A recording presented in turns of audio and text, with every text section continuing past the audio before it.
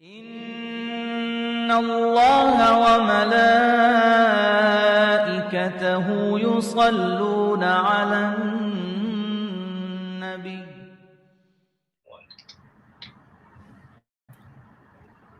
Bismillahir Rahmanir Rahim. Alhamdulillahi Rabbil Alameen. Allahumma salli ala Sayyidina Muhammadin al-Fatihi lima ughliqa wal khatimi lima sabaqa nasr al-haqq bil haqq wal hadi ila siratika al-mustaqim. I want to begin today by recognizing Juneteenth, which is the holiday today commemorating when all enslaved peoples in this land were made aware of their freedom. And as we know, it was a struggle for freedom that began the moment that our ancestors were stolen and forced on ships and taken to this land. And they carried out various forms of resistance, from escaping to revolts to covertly learning how to read and write. So I definitely want to recognize the holiday and definitely recognize and pray for our ancestors. So growing up in Atlanta in the 1980s, I had a keen sensitivity to racial disparities. And I sort of feel that my sensitivity was above average compared to my peers who were also African American. And I had a special sensitivity toward the way that racism affected Black boys and men. And this deep consciousness that I had, I do believe that it was divinely gifted. And I believe that because it led to a passionate interest in the story of how Allah subhanahu wa ta'ala brought Islam to this country, which is really the story of how Allah brought Islam to Black people as a means to true liberation and resistance. And this passion then led me to pursue my PhD in Islamic Studies at Duke University,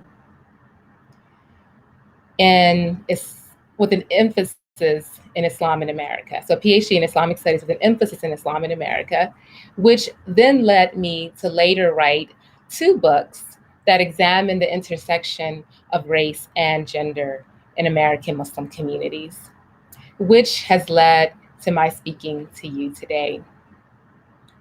Now, my books do focus on women.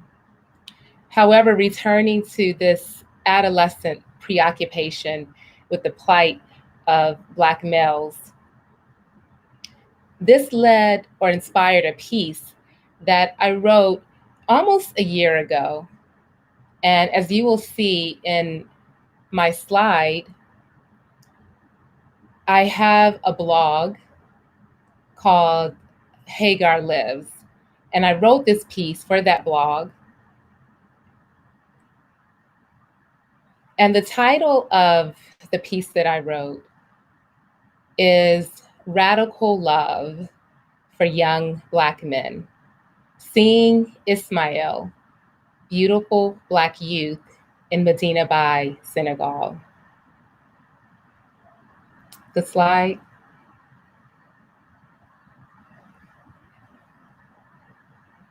So what I'm doing in this piece, in this post on my blog, is I'm showing some radical love. I'm saying to my Black brothers, when I see you, I see beauty, I see nobility, I see the divine. Because I see that Allah subhanahu wa ta'ala made you beautiful. I see your love for Allah and His love for you. I see your devotion to Allah, and I love that, and I love you for that. And I'm writing this because it's not how a lot of people see you, but it is how Allah sees you. And so I want to explain what led me to write that piece. I visited Senegal last summer, and I visited a spiritual center there, Medina Bay. It is the city of Sheikh Ibrahim Niass, radiallahu anhu, the famous 20th century scholar of West Africa. And so while I was in Medina Bay, I was struck by the abundance of young male murids or spiritual aspirants. And my dominant way of seeing them in that context was that they were these noble human beings worshiping their Lord.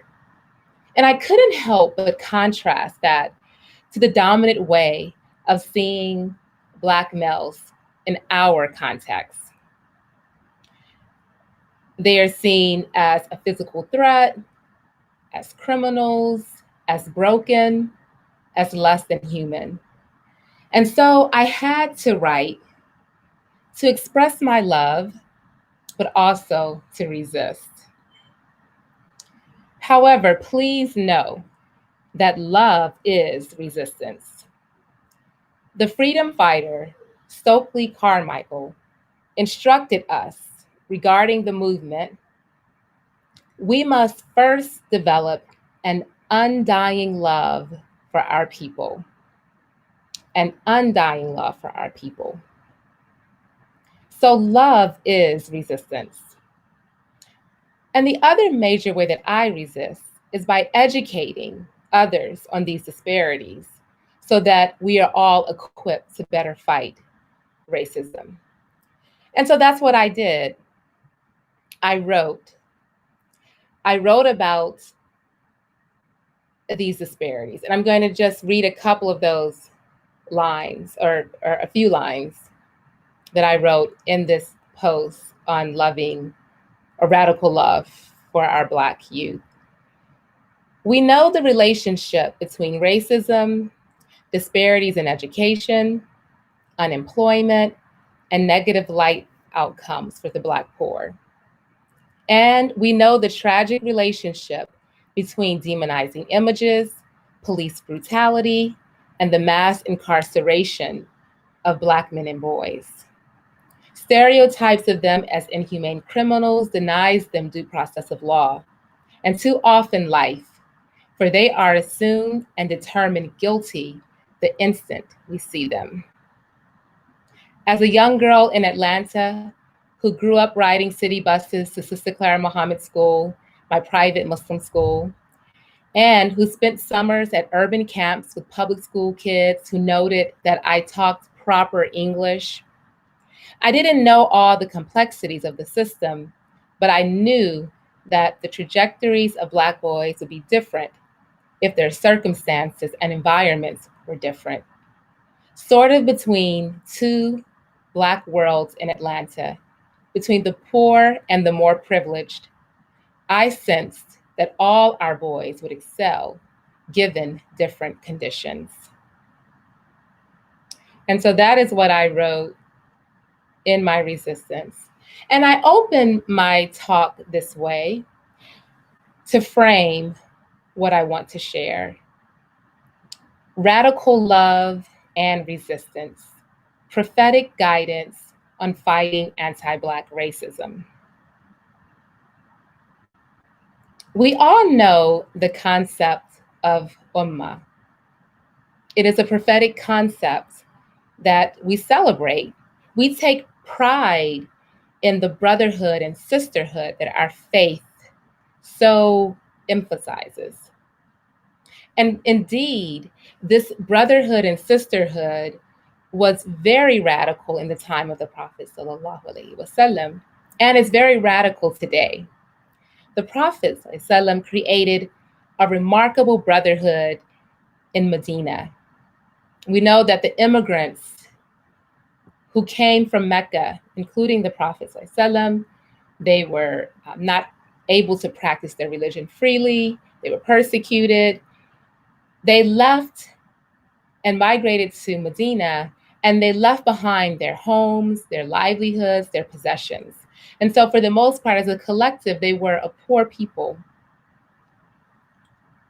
And there's a story that many of you know that really demonstrates how remarkable this brotherhood and sisterhood that the Prophet ﷺ created in this moment of immigrating to Medina.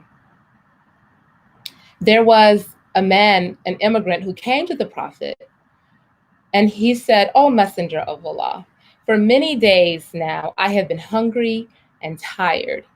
Isn't there anything that you could give me?" And so the Prophet ﷺ, he immediately sent word to his wives to see if they had anything in their households. But in fact, they didn't. They told the Prophet that they only had water. They had nothing but water. The Prophet ﷺ then turned to the people around him and asked, who will take this person as a guest? Who will take this immigrant as a guest? And there was a man among the Ansar. He was Ansari. And he said, I will. Now, this Ansari, he was very poor himself. He had very little food for himself. Nonetheless, he volunteered to do this. And what he and his wife did, they kept their children busy. I imagine the way that today television captivates our children so that they forget that they're hungry. So they kept the children busy, and then they sent them to bed before they noticed the hunger. And then the man and the wife, they sat with this man for dinner, and only the moonlight streaming in. The hungry immigrant didn't notice in the darkness that, in fact, the man and his wife were not eating. Only the immigrant ate. And so they went to sleep hungry, and the next morning, but the guests went to sleep full. And the next morning, the Ansar, he went to the Prophet ﷺ, and he was met by the Prophet with an expression of pleasure and delight. And the Prophet announced to him ﷺ, that Allah, the Most High, was pleased with you and your wife for what you did last night for your guest. And this story, and in that statement of the Prophet ﷺ, to me captures the primary way that I think of radical love. It is Allah's gaze. It is Allah's love. It is a mind-dazzling love that pours out of loss. It is in the midst of hardship, heartbreak, profound loss, hunger, or poverty, as in the case of the Ansari. In the midst of that, it is moving in a way where one only cares about Allah seeing her, because she only desires Allah's love. And this is a tremendous station and quite radical. I ask that Allah subhanahu wa ta'ala grant it to all of us. And this is why I say that the Ansar, they made love their path to Allah. And we know they did because a verse was revealed to honor them, where Allah subhanahu wa ta'ala says, those who were already firmly established in their homes, meaning in Medina, and firmly rooted in faith, show love for those who migrated to them for refuge and harbor no desire in their hearts for what has been given to them. They, meaning the Ansar, give the immigrants preference over themselves, even if they, the Ansar, too, are poor, as was the Ansari. So this is the ummah that we claim. This is the brotherhood and sisterhood that we claim. But we all know that it is not what we truly embody. As we know that anti-Black racism is real in our communities. But when I say that, I'm talking about something that runs deeper than prejudice against Black skin, something that runs deeper than the prejudice and bias that many immigrants bring from their home cultures. I'm talking about systemic racism in this country, it is institutional. Our institutions are built on this anti-Black racism. They depend on it. And cultural and economic citizenship requires being a racist in some shape or form, at the least being complicit in anti-Black racism. To help us understand what I mean by that, Toni Morrison wrote in a special issue of Time magazine on immigration, she wrote that the most enduring and efficient rite of passage into American culture for immigrants was negative appraisals for the native Black-born or the native-born Black population.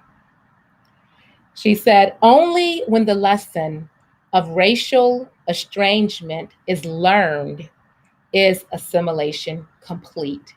Only when the lesson of racial estrangement is learned is assimilation complete. Blacks, she said, were permanent non-citizens.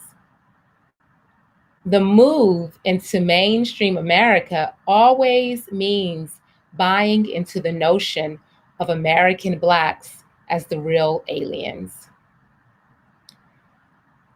Scholars of immigration agree with Toni Morrison that all immigrants to this country, including Black immigrants, as part of assimilating here and being accepted, perform some form of social distancing. Social distancing from Black people, whether that means not living in their neighborhoods, not going to their schools, or just holding this contempt for Black people. So it is within this frame of systemic racism on one hand and Ummah ideals on the other, Ummah ideals of brotherhood and sisterhood, that I wrote my first book, American Muslim Women, which you can see in the next slide.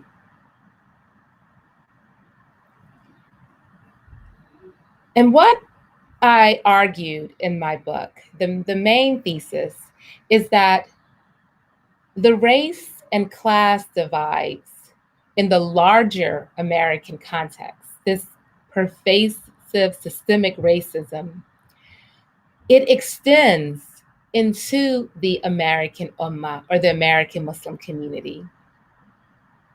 Muslims immigrating to this country, again, like most immigrants to the United States, they hold Black Americans in contempt, thus distancing themselves from them.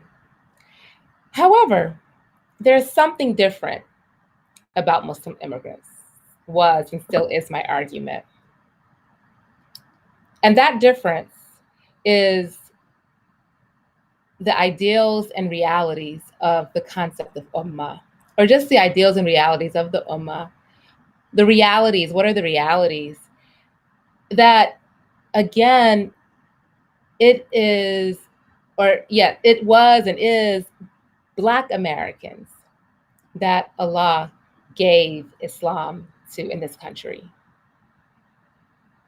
as a collective. So when Muslims migrating here, when they come here, they come to realize that a large part of their ummah here is made up of African Americans. And even though we have these race divides, we're still seeing each other.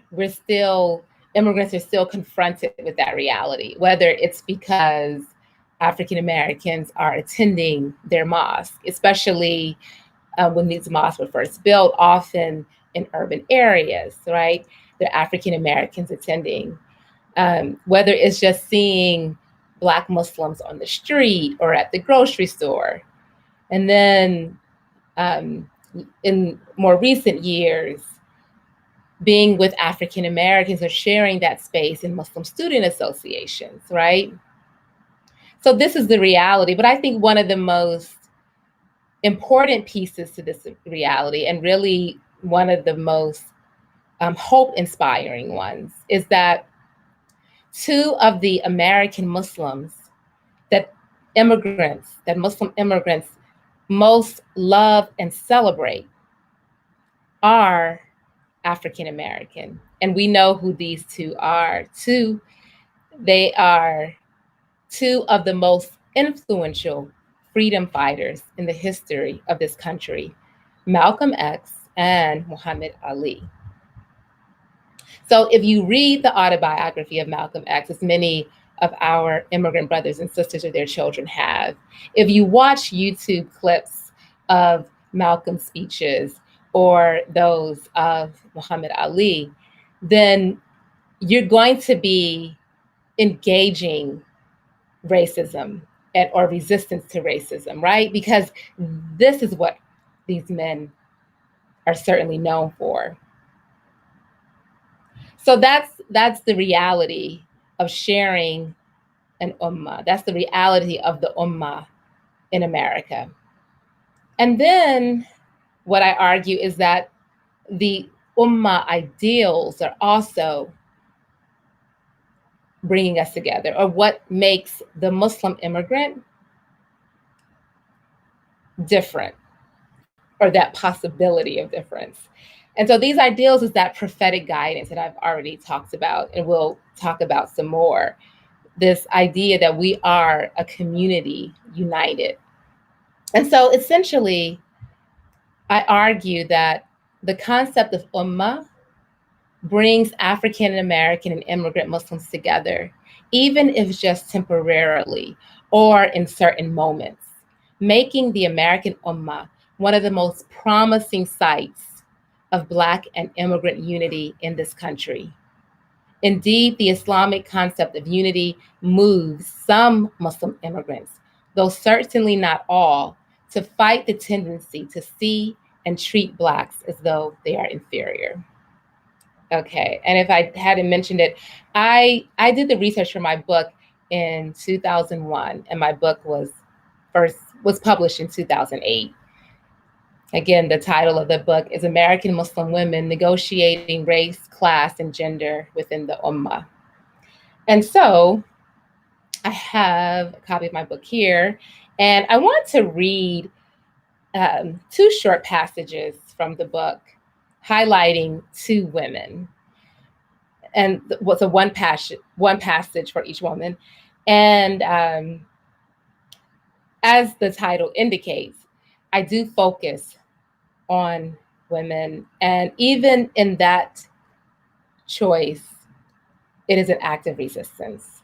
Because as we know, it is men that are usually held as the authorities on Islamic knowledge, as the exemplars of Islamic character, right?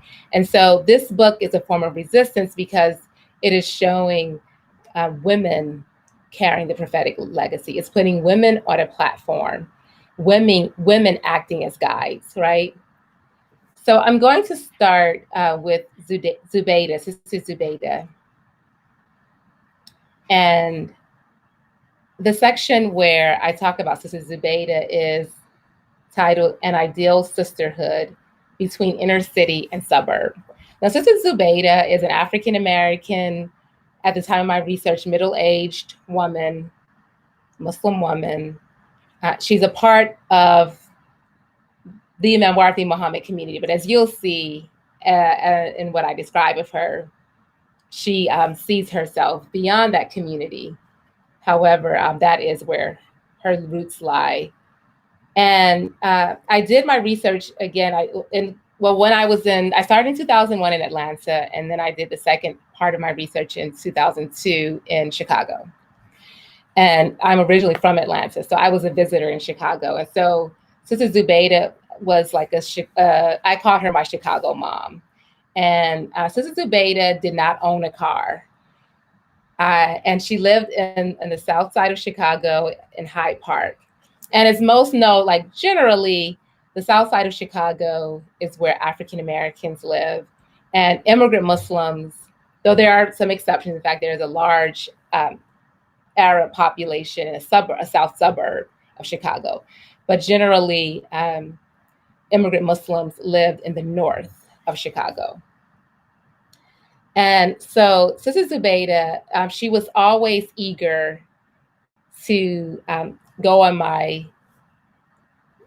travel to different mosques, because that's mosque and Muslim organizations and neighborhoods. That is what my ethnographic research consisted of, visiting these sites and talking to women, making observations. So on our first drive on the south side of Chicago, on our way to Warthi Muhammad Mosque, Sister Zubaydah advised me. She said, be free.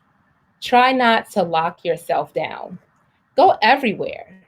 They are all the house of Allah. Of course, she's talking about mosque. And so constantly, Sister Zubaydah articulated and acted out her Ummah consciousness. Sister Zubaydah believes wholeheartedly that Muslims make up a common community.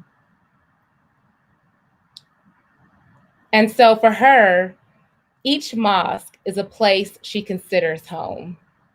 As she travels across Chicago mosques, she meets new women, crafting an ethnically mixed sisterhood. And she would say, I have many immigrant friends, taking pride in her Ummah networks and contacts. Sister Zubaydah's open spirit and her constant quest to learn make her a remarkable woman. But most inspiring is her faith in the face of unfortunate circumstances. In the 1960s, before Sister Zubaydah became a Muslim, she left college to stay at home with her children while her husband worked hard to finish his bachelor's degree. Both were determined to provide a good life for their children, but their lives drastically changed one night in 1967 as her husband was driving home. Two African American police officers pulled her husband over on a traffic violation. Going beyond the call of duty, the officers verbally and physically harassed him. Feeling that his life was being threatened, her husband pulled out a gun and made the mistake of a lifetime, killing one of the officers. Sister Zubaydah, pregnant with her second child at the time, made the choice that only a few exceptional women have the courage to make. She stood beside her husband, never divorcing him. In prison, her husband joined the Nation of Islam, and she followed him. And when he followed Imam W.D. Muhammad into Sunni Islam in 1975, she joined her husband again. She now is awaiting his release after 40 years in prison. So this research was done in 2002. So now it's been almost another 20 years that her husband has been in prison. And so, I chose her narrative because of her Ummah consciousness, her resistance to systemic racism, which is manifested in residence. But I also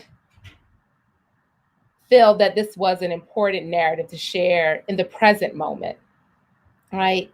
Because for her whole life, from her 20s to the present, her life has been severely impacted, right, by a system of police brutality and the prison system.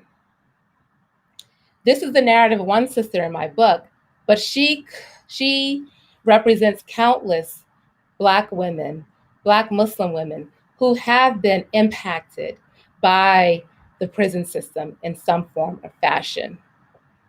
And what I want her narrative to do for us is to help us understand that For Black people, mere existence is resistance.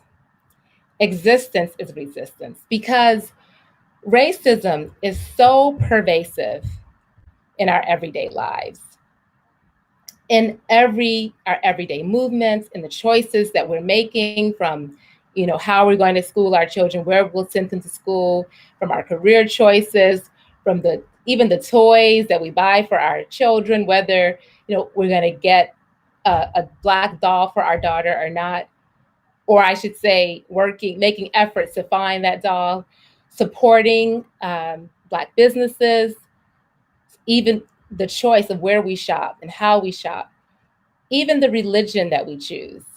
Black people came to Islam, again, first as a form of resistance, as a form of fighting racism. So Sister Zubayda's narrative, it demonstrates this everyday form of resistance, that her life raising her sons without her husband, or I should say her husband in prison, this was an everyday struggle for her and an everyday fight for her.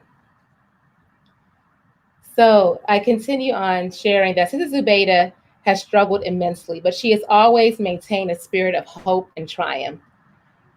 During most of these years, she raised her two sons in public housing on the south side of Chicago. She too was raised in a public housing project.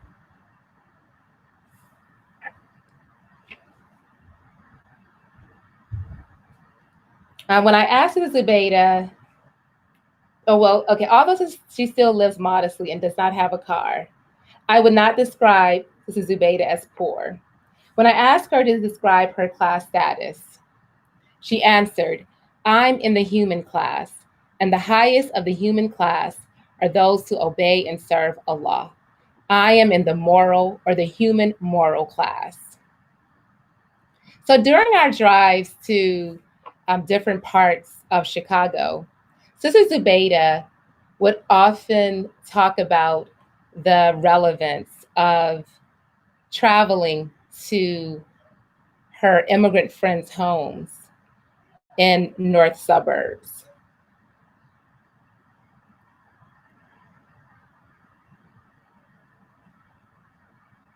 She once stated, "I have many immigrant friends, and by Allah blessing our Muslim brothers and sisters to come to this country and to come in a good economic situation, they can afford homes in areas where years ago we would have never stepped foot in, like in many of the suburban areas." So again, we're seeing how racism would impact the kinds of neighborhoods that Sister Zubayda would traditionally go into. And as she said, years ago, we would have never stepped foot in those neighborhoods. However, now that she has immigrant friends living in those neighborhoods, it is a new space for her. It is an open space for her. When Sister Zubayda's South Asian friends invite her to their homes, she responds, "But your neighbors," only partly in jest. She deliberately brings attention to the fact that her visit or her presence in traditionally white space takes on a specific meaning for their white neighbors. She said amusingly, when they, meaning whites, see you, they think you are getting ready to move in. For this reason, she comments to her South Asian friends, "We don't have any problems because we are Muslims and we are one, and we believe the same thing and we love each other. But your neighbor might have a problem, and I don't want to disturb that." But Sister Zubayda said that usually they say, "We don't care what our neighbors think." So through Sister Zubayda's Ummah consciousness and her movement through the Ummah, what I call the Chicago Ummah, her movement to, or her travel to her South Asian friends' homes, she is resisting these traditional residential patterns, again, that are based on race. So indeed, residence plays an important part in the divide between Black and immigrant Muslims. I mean, we generally know that even here in Atlanta, immigrant Muslims live in the suburbs. African-American Muslims do live in suburbs as well. But, you know, there's certain suburbs that immigrants live in. And then in more either Black urban areas or suburbs, we're not going to find our immigrant brothers and sisters there for the most part. So because racialized residential patterns are part of the legacy of slavery and Jim Crow, it presents this question: how do we continue to perpetuate past racism in the past? A related question is, since Black people in this country continue to suffer from its legacy, from the legacy of enslavement, how do non-Black citizens continue to perpetuate and profit from the historical legacy of slavery? And I think this is an important question for immigrants and their children, and especially South Asians, who are the immigrant group that I look at in my book. But at the time of my research, at least, South Asians were the least residentially clustered, meaning that they were the least likely to live in ethnic enclaves. And so they were most likely to live among whites in white suburbs. So how do we resist racism through our choice of residence or our movement across residential spaces? On the flip side, how do we perpetuate racism through our choice of residence or movement across residential spaces?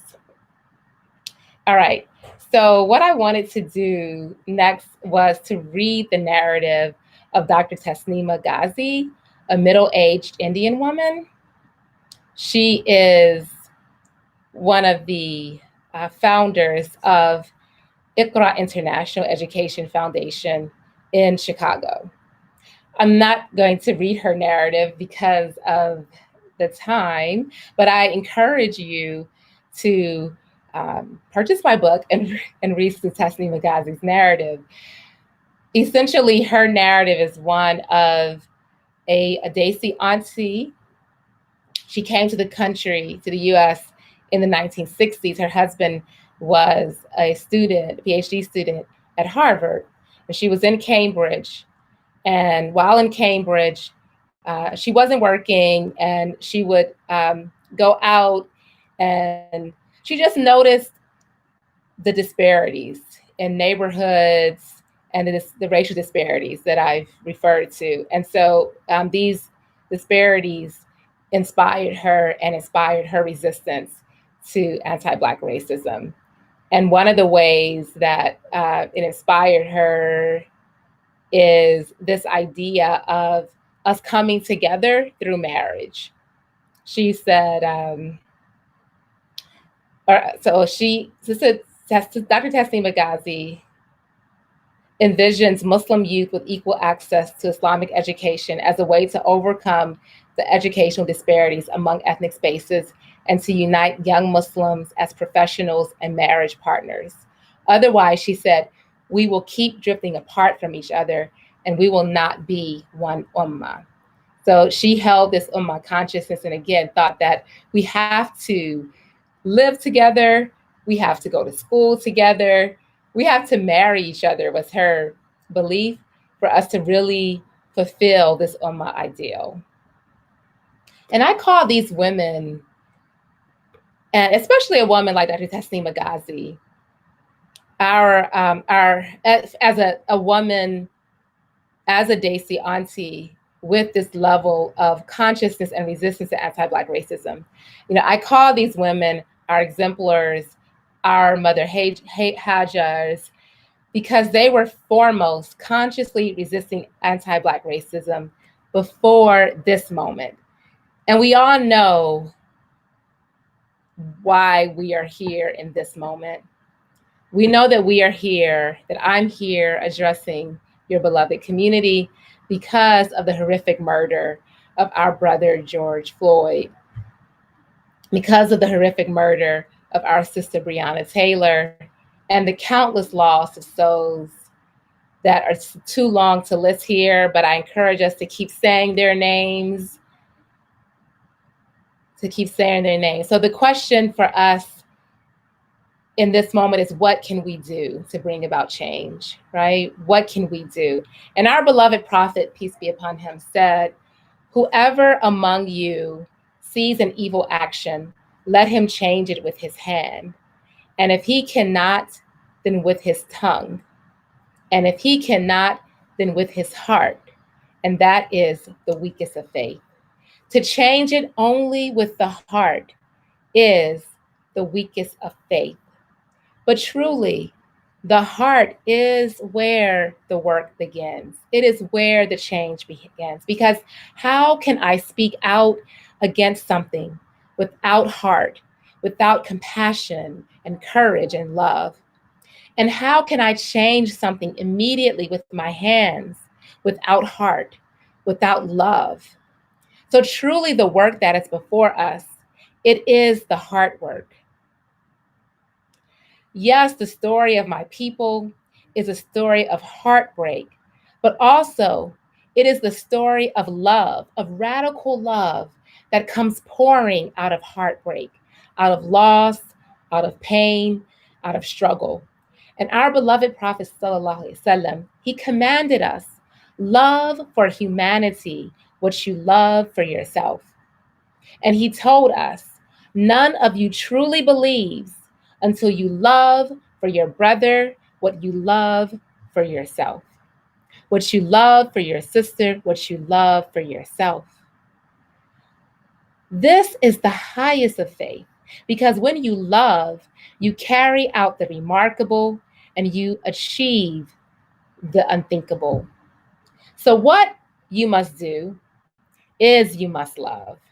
And I'm thinking back to Dr. Tasneem Magazi, because as soon as I came into her office, she called me Bekti. And I'm probably not saying it right, but the South Asian term for daughter. And she called me that over and over again. It was so clear that she had this love for me. This is the prophetic guidance. This is a prophetic example. We must love our people. And I came from a community that taught me to deeply love my people. I came from a community with roots in the Nation of Islam, right? My parents came to Islam through the Nation of Islam. Again, seeing Islam as a liberation movement. And then they came to mainstream Islam through the leadership of Imam Wardi Muhammad in 1975, when his father, Elijah Muhammad, died. And Elijah Muhammad was the leader of the Nation of Islam. And so this is the journey that many in my community had to Islam. And it is a journey of resistance, but it's a journey of love. It was a journey, and still is, of loving oneself and realizing, as it is stated in the Quran, that Allah subhanahu wa ta'ala, he formed you and made your forms beautiful. That Allah subhanahu wa ta'ala made us beautiful.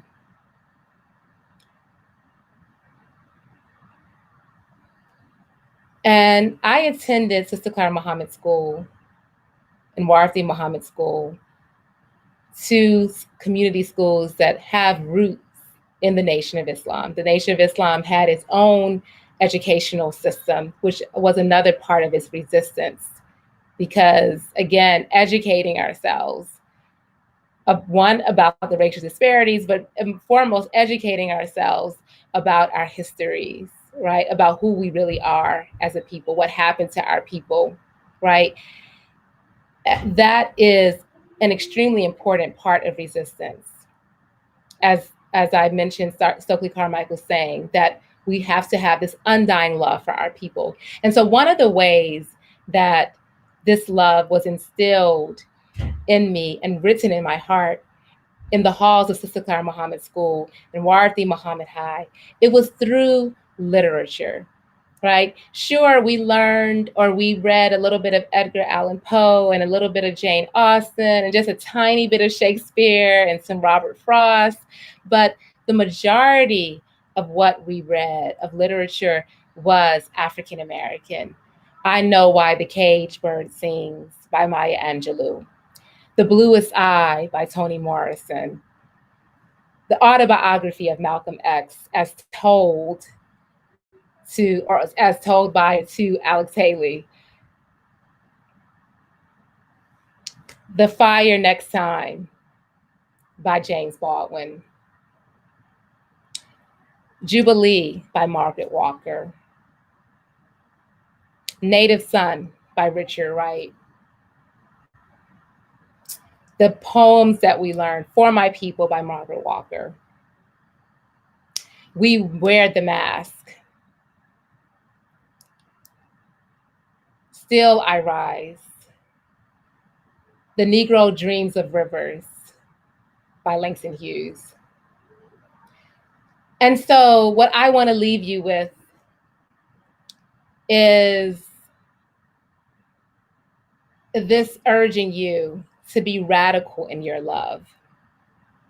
And as Black literature played a significant role in inscribing this love for my people in my heart, I encourage you to read the literature of my people so that you too can be filled with this love.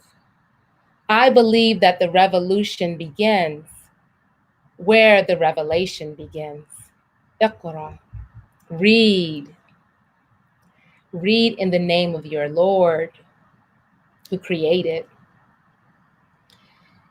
And so when I say be radical in it, be like me at Sister Clara Muhammad School and W.D. Muhammad High.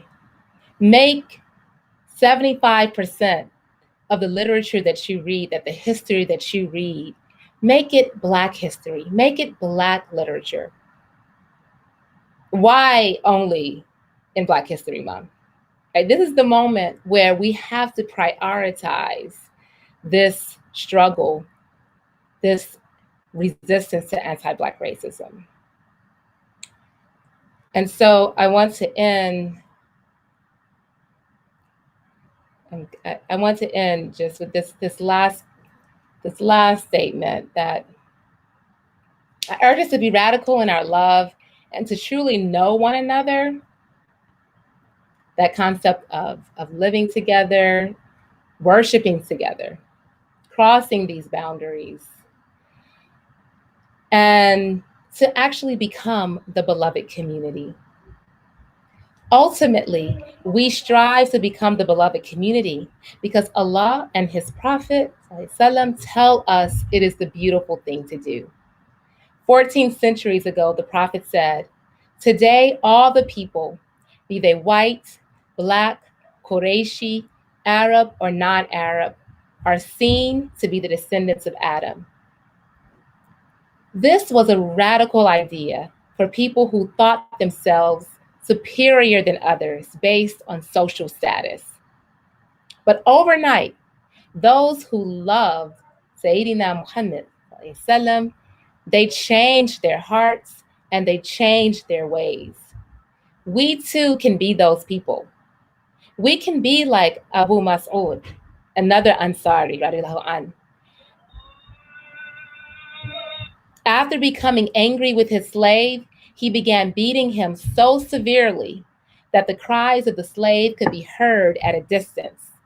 Suddenly, in the midst of his beating, Abu Mas'ud heard the blessed voice of Rasulullah saying, "O Abu Mas'ud, know that the power of Allah, the Most High, is much greater than the power you have over this slave." Abu Mas'ud cared about the Prophet's pleasure so much that he promised never to beat his slave again, and then freed him. Again, it was out of that love for the Prophet ﷺ, that desire for his pleasure. It is that radical love, as I talked about before, this desire for Allah's gaze, for Allah's love, for Allah's pleasure. And out of the love, our love for the Prophet ﷺ, we too can change our attitudes and actions immediately, just as immediately and radically.